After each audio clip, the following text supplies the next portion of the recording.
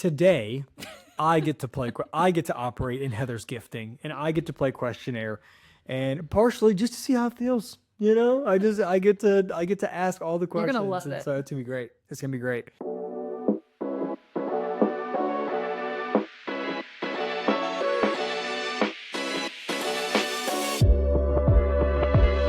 Hey, what's up, Greater Marriage family? Thank you so much for joining us on this beautiful day. It is beautiful outside here in Tulsa, Oklahoma. I am Dustin. This is my wife, Heather. And Nice we to meet ya. are so excited that you're here. Man, we love doing this. Yeah. We love just sitting down, talking about marriage, talking about relationships, talking about the Word of God. And in our last podcast, if you haven't listened to it yet, go back and listen to it. It's not like it's a part 1 and part 2, but we did a Q&A from a guy's perspective, right? I've had guys ask me hard questions about marriage and dating and just being a man and leading your home. And so we went through some of those. And you kind of got to just play questionnaire, and I'm so good at that. you love it. And so Heather operated in her gift of asking me questions. Okay, that's a nice way to say it. You used to tell me, you just poke holes in everything. She does poke holes in it. I'm like, babe, picture this. We go to Disney World, and she's like, picture this, $20,000 out of our bank account. How about that? Picture this, we're in debt for the rest of our lives. Oh my gosh. Like, picture this, our kids have a great time. She's like, picture this, you don't, because you're broke after. Real buzzkill. I'm a real buzzkill. Buzzkill over here. Speaking of, I got my caffeine-free Diet Yeah, Coke Heather today. also doesn't drink caffeine. Maybe that's why she's so unhappy. You could just pay tolls and everything, because she doesn't have caffeine to keep her happy, And so I'm over here addicted to caffeine, drinking my two coffees a morning. Kidding. I think I just have more self-control than you do. You do have much more self-control than I do, for sure. I'm just shooting from the hip, having a blast, dreaming, and you're just bringing structure and order to everything. And look at us go. Look at us our go. lives. Wow. Oh man. Well, Wow. today I get to operate in Heather's gifting, and I get to play questionnaire, and partially just to see how it feels. I get to ask all the questions. You're gonna love it. So it's gonna be great. It's gonna be great. Man, I'm excited. And again, welcome. But if this has blessed you at all, if Greater Marriage has blessed you at all, if you're having as much fun as we are, which I hope you are, man, like, subscribe, sign up for notifications. Actually, so if you're not having fun, also like, subscribe, because hopefully we can download some things to you that could help your marriage. If it's not fun, hopefully it's helpful. You know what I'm saying? It's going to be one or the other, or not. So hopefully it's one or the other.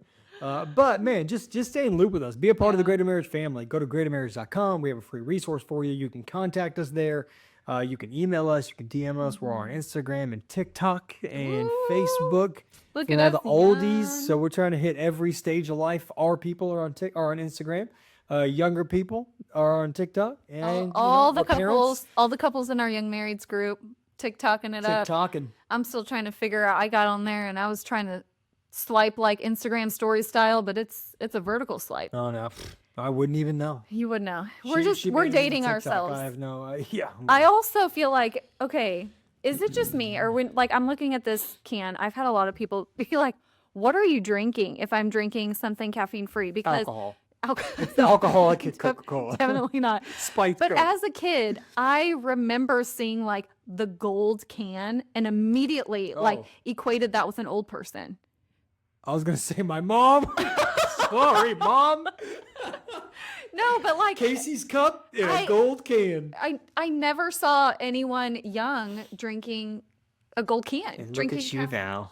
I know. I think it just hit me like I am very middle-aged. Gold can in your golden age, you know? You know what? Oh, okay. Okay, I'll take that. That makes me Golden feel a girls little age is what I mean. Okay. I'm gonna pretend like he didn't just say that. Oh man, that was a good one. That was a little insulting, but you know Oh my what? I'm gosh. just that great that I don't need caffeine to function. So actually, just looking out for my own health. Had a girl.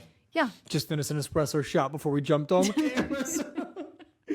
Okay, well, let's get after it. Yes. Let's ask some questions today. Do you want to explain a little bit of your just teaching style and what these questions mean to you and kind of how we've laid this out? Yeah. So I'm obviously a little more black and white. And so in these questions, I've kind of gone through and I like practical steps. I like nuggets that I can take and All just the grab women said amen. grab a hold of and apply. Not all women. I have a lot of friends who are not black and white personalities, but their husbands usually are.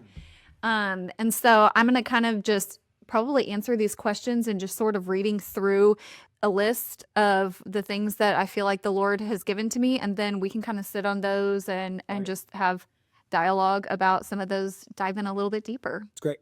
It's great. These questions come from, again, just, women not only that we like love and trust that are friends, that have kind of, hit us up about, hey, would you guys talk about this? Would you guys want to answer this? But also some of the women in our young marrieds group that are, again, been married 1 to 5 to 7 years, maybe 1 to 2 kids. Like they're kind of younger in marriage than we are.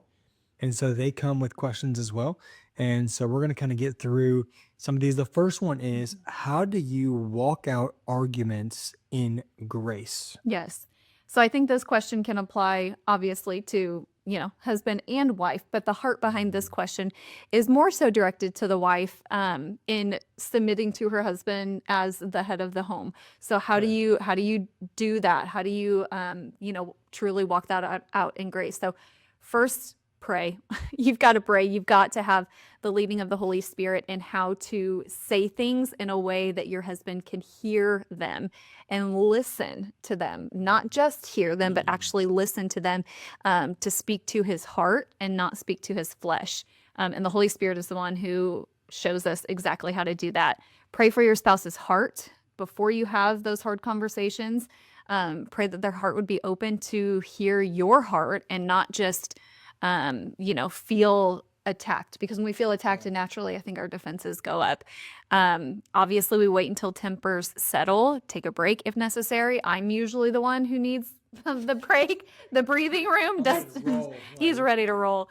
Use I statements, not you statements. That's a big one. And it seems so elementary to say that, but golly, that's where that wall that immediately, wants to go up if we come at our spouse saying, you XYZ, immediately the defense mechanism goes up. But if we approach, the hard conversation with, more of a statement of, I feel like in this situation, I was made, to look this way or whatever, that defense can tend to stay lower.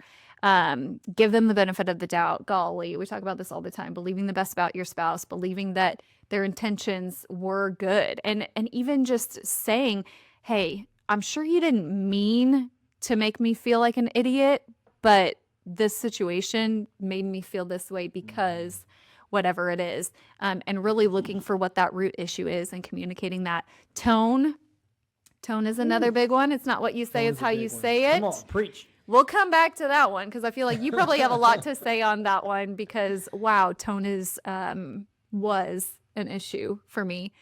Next, apologize for specifics and ask for forgiveness. When your spouse does the same, tell them, I forgive you.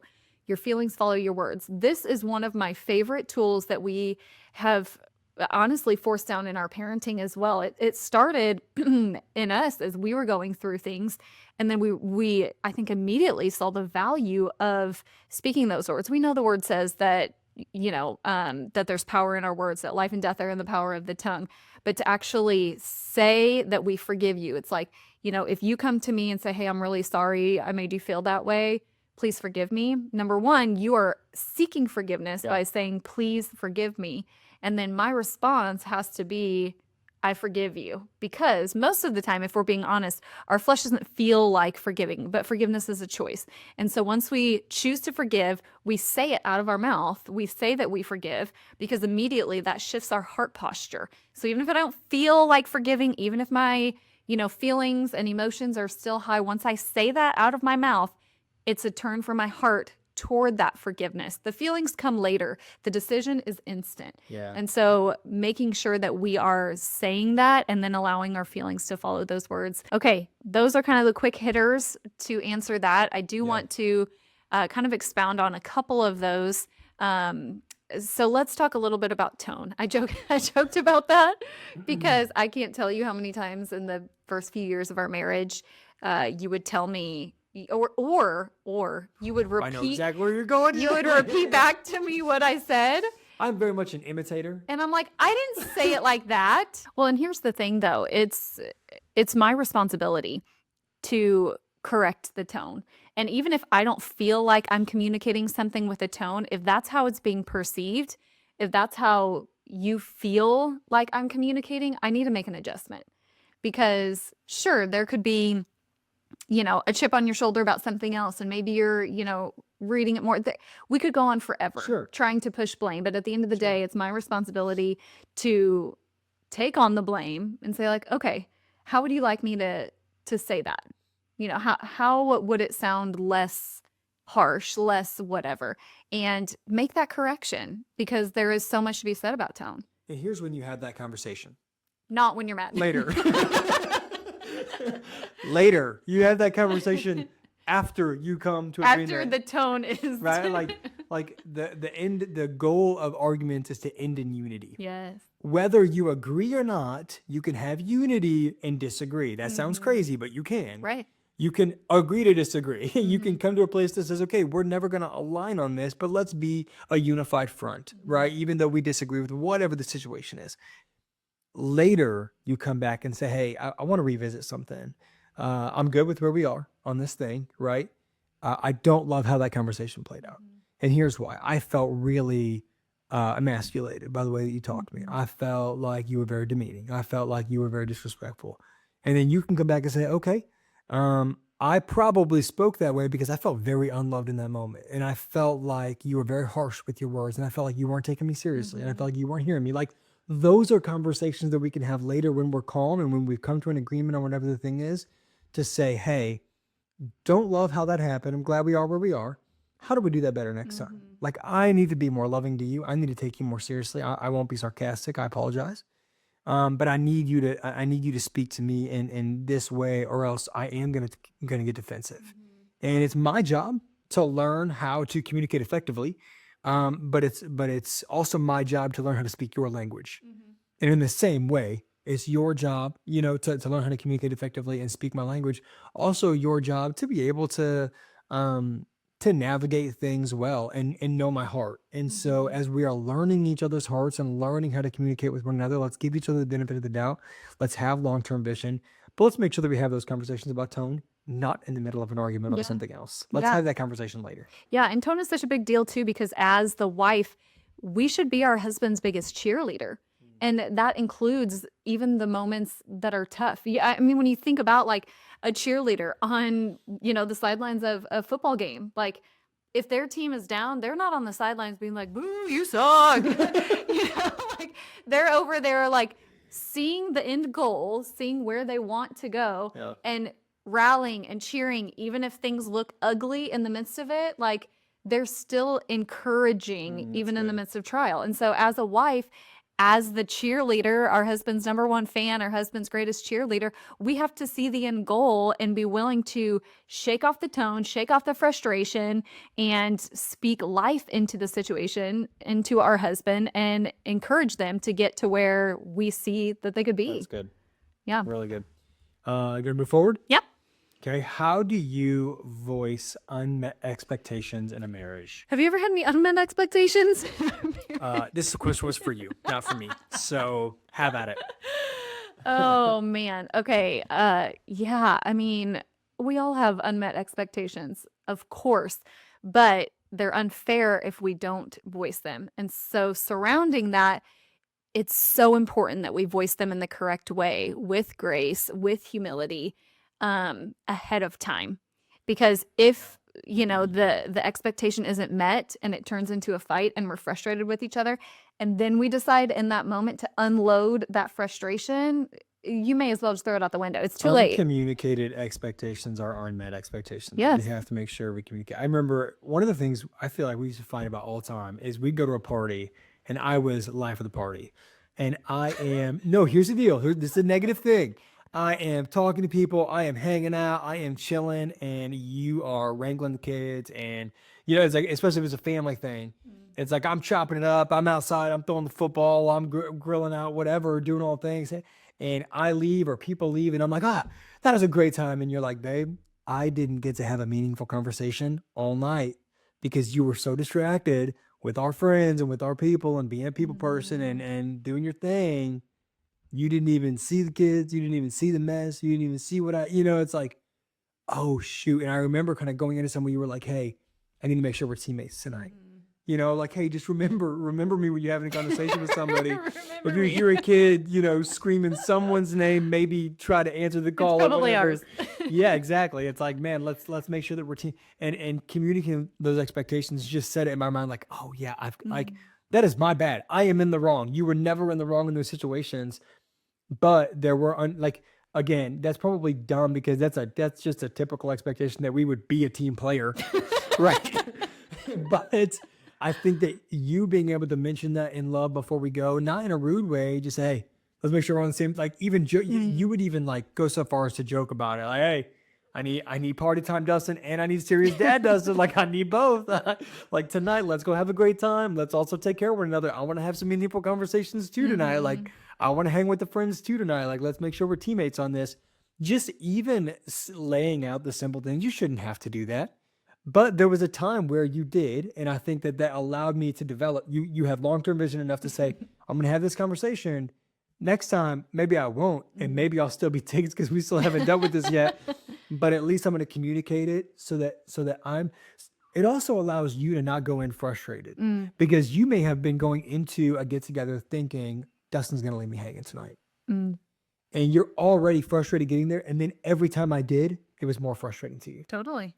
And so if you can communicate those things and then like as I get there, I'm thinking through it and I understand why you're frustrated. Like, what? Why are you mad? I had a great time tonight. Did you not have a great time tonight? It's like, I can see it and think, oh my gosh, I'm going to jump in and handle this. Hey, give me a second. I'm going to jump in and handle this, right? Like we are team players. And now I don't feel like we mention it anymore. And so it's like, it's one of those things where when you communicated the expectation and then I began to meet the expectation, it didn't need to be communicated anymore because we understood one another. So kind of the nuts and bolts of answering that question. Have a conversation later, not in the midst of the letdown. Make sure that your spouse actually understood what the expectation was. I love this one because then it's so much easier to come back to.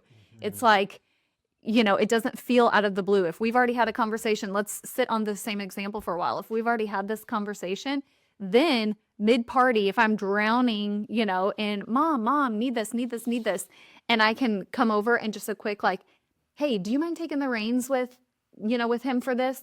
And it's like, boom, yes, there it is, because we had already had the conversation. So it's at that point, it's just a simple like realignment. Like we have to show each other grace. We have to be that soft reminder, that gentle reminder for each other sometimes.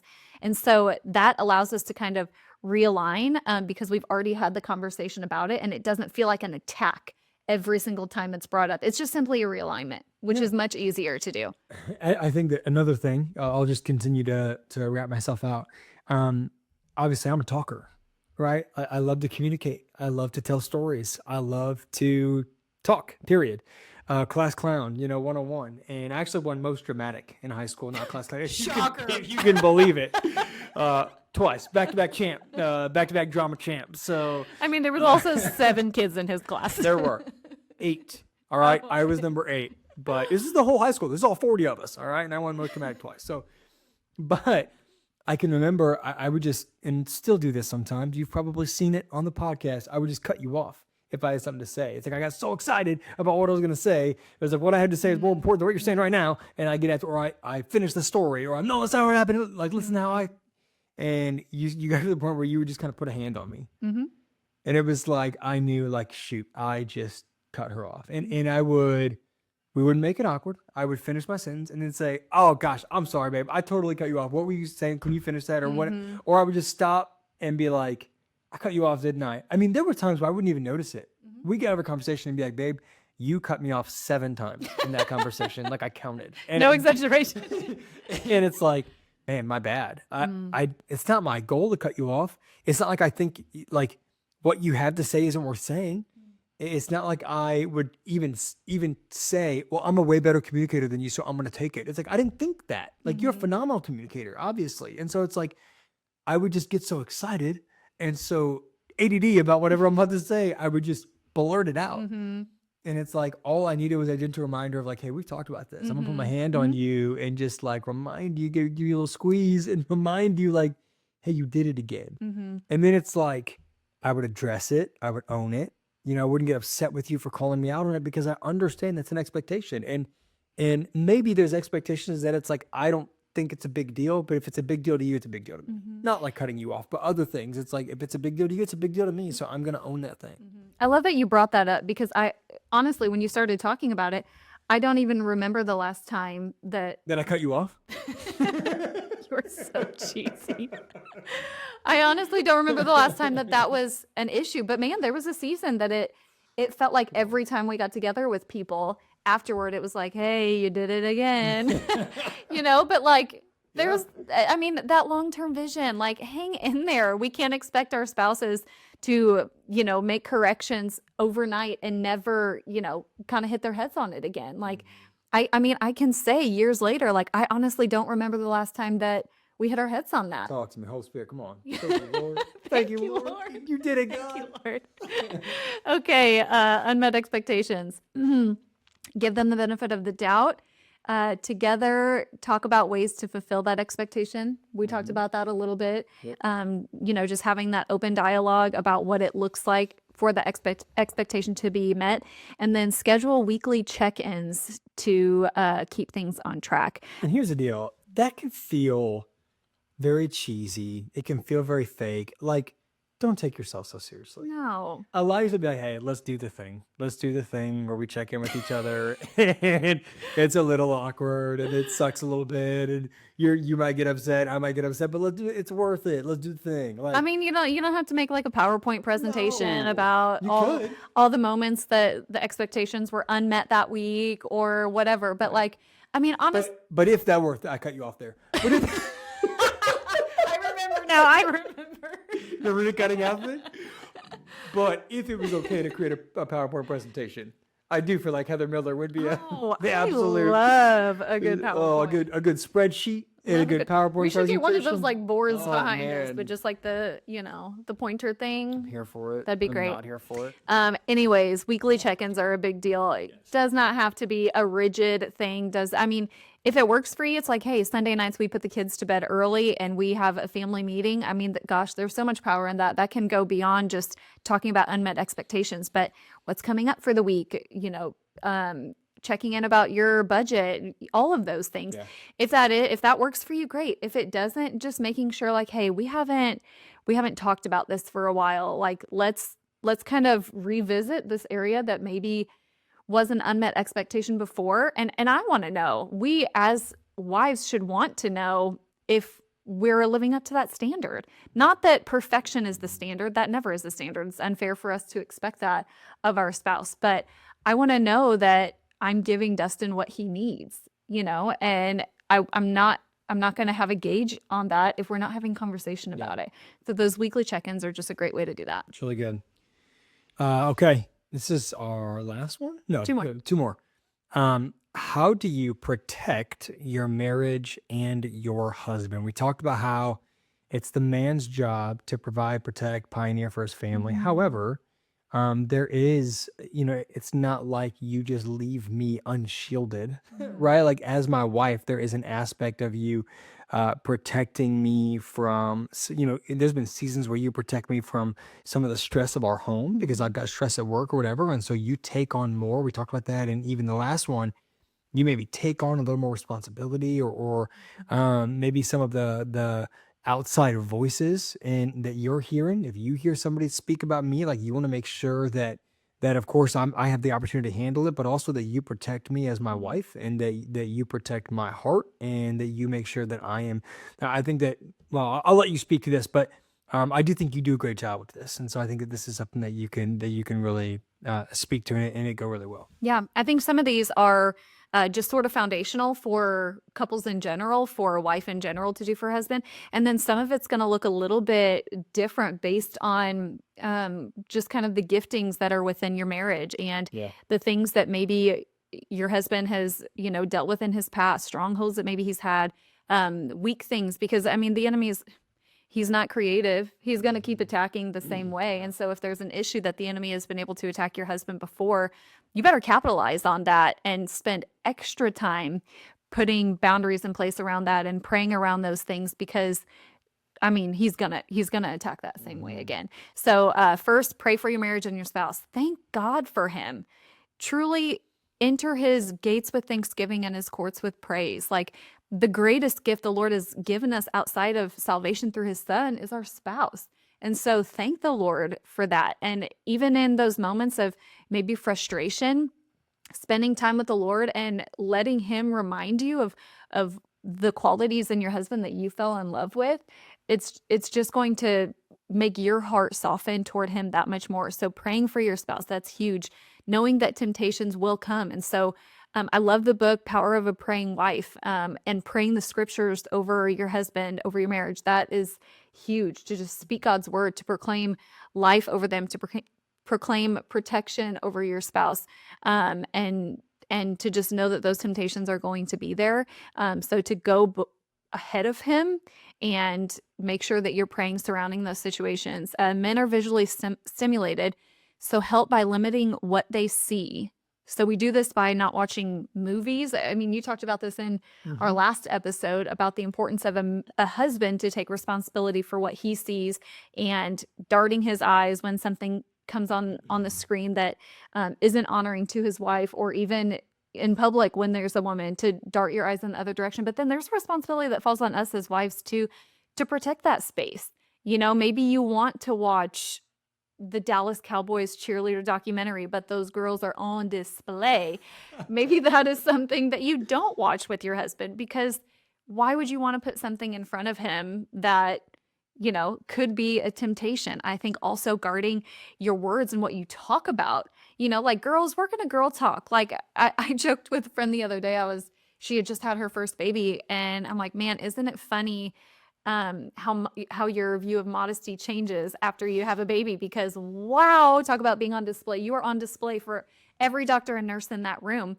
And so as women, we'll joke and laugh about birth and all of those things, but I'm not talking about a friend of mine and her, you know, experience in front of you, because how awkward to ever put like that mental image in your mind of another woman in a situation like that. And so being sure that we're setting our husbands up for success by what we are allowing in front of their eyes and by what we are allowing to enter their minds, based on what we're saying. It's really good. I think that once you have that partnership of the husband doing his best to dart his eyes and guard his eyes and his heart, the wife doing her best to protect those spaces, I mean, I think that that is the recipe for success, when you're both actively working toward that same It's goal. really good. Next, set boundaries. I love, love, love boundaries, because although some people may see boundaries as control, I see boundaries as freedom. Because if you know what the boundary is, you know where you can run. Yep. And you can run hard, you can run fast. You just know where you're not going to go. So for us, this looks like not being alone with the opposite sex. This looks like not texting the opposite sex. If I need to, for whatever reason, text someone, there have been times that I've had to text like a friend of mine's husband because I'm planning a surprise for her or whatever. I loop you in on the text. And I mean, that's so easy to do. And I think it's respect for you, number one, and it's respect for him and her. And her, yeah. Also, you know, to just that alone communicates value. So not being alone with the opposite sex, not driving in the car alone with the opposite sex, any opportunity for someone to perceive something as anything other than what it actually is, we just don't allow. Yep. We don't allow those things. Do you want to speak to that at all? I mean, we've talked about this in other podcasts, but yeah, I mean, it's just like those boundaries. I want to make sure that my character can never come into question because of the boundaries set in our lives, right? And so we talk about how not giving the appearance of evil, and even though our intentions may be pure, we want to make sure that there's never room for doubt. And so we remove all doubt with the way that we treat or approach, I guess, the opposite sex. And we don't make it awkward, but we just we have very clear boundaries with how we communicate.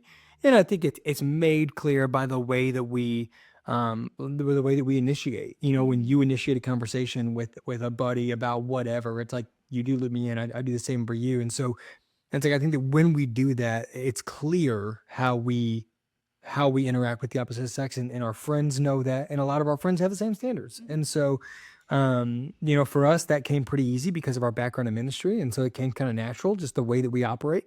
But it's been very healthy for our marriage to make sure those boundaries are there. Yeah. Yeah. Okay. Okay. Next Last one. The Bible talks about women respecting their husbands as they lead our homes. What does that look like practically? How do you practically show me respect as I lead our home? Yeah. So I think this came from, love and respect. I think Yeah. that's such a huge, incredible teaching surrounding marriage that women desire love, husbands desire respect. Yeah. And so, what does that look like practically to show our husband respect? I have 4 things, and then I'll kind of expound on those. First, listen and value his opinions. 2, support and honor his leadership. 3, encourage and build him up. And 4, show patience and understanding. So back to the first one, listen and value his opinions. Ask for his perspective. I mean, sure, you could be independent. Sure, you could do things on your own, but to ask for their opinion surrounding a situation, even little things, that communicates value. That shows that I care about what you have to say. I care that you want to weigh in on this decision. And I think that that is probably the easiest way to just show them respect. Avoid interrupting. I would say, to interrupt, to go back to ask for his perspective, I would say fellas have an opinion. Mm. I'm very easy to just be like, I don't care. Yeah, whatever sounds good to you. Okay, yep, let's do it. Like, do whatever you want. I don't care, and so I think that can be a little bit disregarding, like or what's the word I'm looking for? It just kind of pushes you to the side. I think that when you ask my opinion, you want my opinion. Sure. And you ask because you want my opinion. And whether you agree or disagree, like, at least you're asking for it. And so I want to make sure that I have an opinion. Sure. Even if I have to form it in that moment. Like, there are things I genuinely don't care about, or things I genuinely don't think about. But if a wife feels that every time she comes and asks for her husband's opinion, and every time he's so incredibly passive that he never has an opinion, right, she's going to stop asking. Sure. And I think it's okay to say, I haven't thought about this. What do you think? Like, I know you're asking my opinion, but what do you think? Let's talk about it. Okay, I see your perspective. What about this? Like, it just even opening up the conversation at least shows that you care. Yes. And so, fellas, when a wife asks your perspective or your opinion, men have one. Carry it, they asked. Yeah. And I think that validating your feelings, whether it's surrounding work or, a situation, like, even if I don't agree with your feelings necessarily, there have been times that maybe you've been frustrated by a situation, and maybe to me it's like, that's not really a big deal. But I show you respect by trying to see your perspective, saying, Sure. like, man, I don't totally get the whole situation, but, like, I'm sorry that made you feel frustrated. How can I help here? Yep. And just making our husband feel seen. Okay, the second one I said was support and honor his leadership. Encourage his decisions. Encourage his decision making. Sometimes we as wives need to remind our husbands that they hear from the Holy Spirit, that they carry the mantle of leadership in our home, that they are equipped to make those decisions. And, just remind them that that's the role that they have stepped into, and that they're totally equipped to do that. I think that definitely can honor their leadership. And then praying together. That's a really big deal. Praying separately, of course, having our personal time with the Lord is huge, but then actually praying together, I think, shows honor in your leadership and letting your spouse hear you. I mean, I talked earlier about thanking God for your spouse and praising him, like letting your spouse hear you say those things just makes them feel so much respect, love, validation. And so I think that's a huge way to do that. Okay, number 3 was encourage and build him up. Compliment him regularly, celebrate his achievements, support his goal. This is an area that, quite frankly, has been difficult for me because I am not a words of affirmation person, but my spouse is a words of affirmation person. And so I have to put in the extra work to make sure that I'm calling out those things that I see in him, that I'm encouraging him, even, like we speak those things that are not as though they are. And so let's say it's a work situation and it's not going the way he wants it to. It's like, I'm not going to talk about how much it sucks that it's not going the way he wants it to. I'm going to talk about how the Lord is going to work it together for his good, about how he is going to walk in favor. I mean, how many times have I texted you that when, you Yeah. text me something about work and I'm like, hey, favor follows you. Yeah. It's like I have to be the one who's constantly building you up, because for a man to be in that head of the household position, to carry that mantle, to carry that extra weight, it's heavy. And so as the wife, it's our job to come alongside them and to help build them up and remind them that your shoulders are broad enough. You are called to this. And so encouraging you, building you up, supporting your decisions, supporting your dreams, supporting your goals, I think communicates respect in a really big way. Yeah. And then the last thing, show patience and understanding.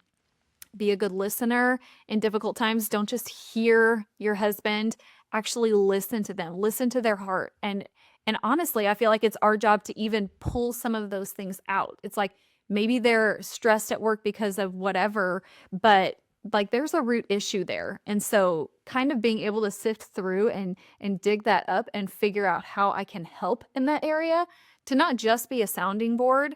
Sometimes our spouse needs that. And I think that we can say, hey, do you want me to just be a sounding board right now? Or do you want me to, kind of give my opinion here? Because sometimes the need is different based on the situation, based on the rawness of the emotions at the moment. And so being a good listener is such a big deal. Offer help when needed. Our default might be to want to just chime in and think that we know better and fix the situation. But the key there is when needed. Offer help when needed. Be ready to help at all times. But if they're not ready for it, if they just need us to hear them out, we also have to be humble enough to do that. And then lastly, give space when necessary. Sometimes I think that, when you come home, part of you like winning that war in the driveway maybe is just having a few moments, to come home and just be able to decompress. I can think of Cook dinner. Go chop some stuff. Go mix up some recipes. Like, that's kind of my. Yeah, that's kind of that. Literally, I come home and I'm like, "Can I focus? You mind if I focus on dinner for a minute? I just chop some stuff. Like, I need to throw some meat on the grill or something. Like, I need to hear some sizzle. Yes. Because just give me a moment. Yeah. And I mean, it's so funny because for me, cooking is an added stress, and it feels like a chore, but to you, it feels like a stress reliever. And so figuring out what that stress reliever looks like for your husband and allowing them to run in it. Yeah. If it's them coming home and needing just 10 minutes of silence before they then dive in with the kids, if it's, hey, I want to take over, dinner, you go hang with the kids, let me do that. Like whatever that looks like for your husband, figuring it out and giving that to them, like doing our best to do that. Of course, our spouse does the same for us. Like you look for ways, to give me a break when I need a break, to fill my cup when, it feels like it's running dry. There are countless times that you have just said, like, do you want to just go to the store on your own? Do you want to, whatever. And I think being able to provide that for each other, like at the end of the day, we both should be looking for ways to outserve each other. Yeah. I think it all comes down to that. Yeah. You crushed this, babe. Oh, thanks. Hope y'all enjoyed this time with Heather Miller. We need to do more of these. Obviously, you're phenomenal at answering questions, even though this is not, you feel like this is not your gift. I believe it is. And honored to be your husband, honored to sit and just hear you teach. And honestly, I can genuinely say, like, you practice what you preach, babe. Like you do these things, you do them well. We've come a long way. And We've got a long way to go. We got a long way to go. And so, man, we just appreciate y'all being here with us. If you have any questions for us, please DM us, drop a comment, email us, connect@greatermarriage.com. You can go to greatermarriage.com, like I said in the beginning, and download our free resource for you, 75 fun and flirty ways to keep the spark alive, just to breathe some life into your marriage. Maybe do some of those things, and it creates a space for you to have hard conversations because you went and did something fun together. And so, man, ladies, apply these things. Fellas, hear this. And I think there's things that all of us can learn and apply from this as well, on how to lead our spouse as well. And anything you want to say to kind of close this out here? Yeah, I would just encourage you to find a local church to be planted in. I mean, you can listen to podcasts all day long and learn a ton from it, but there's nothing like looking someone face to face and having those relationships alongside you to encourage you and lift you up. And I will never forget when I read a statistic about marriages who were planted in a small group type setting. And it said that the divorce rate decreased by 50% for couples who are plugged into a Unbelievable. community with other marriages. And so there's so much to be said about that, and just the power of vulnerability, the power of just being shoulder to shoulder with people who are going through the same things that you're going through. And so if you're not planted in a local church, do it. It's going to change your life. Your marriage is going to flourish because of it. Finding community. I can't think of a bigger piece of advice that I would give anyone at any stage in their marriage than to be planted in the local church and to be in community with like-minded couples. Totally agree. Totally agree. Well, hey, thank you for being part of the Greater Marriage family. We love you guys. We appreciate you. Thank you so much for listening. Go be great.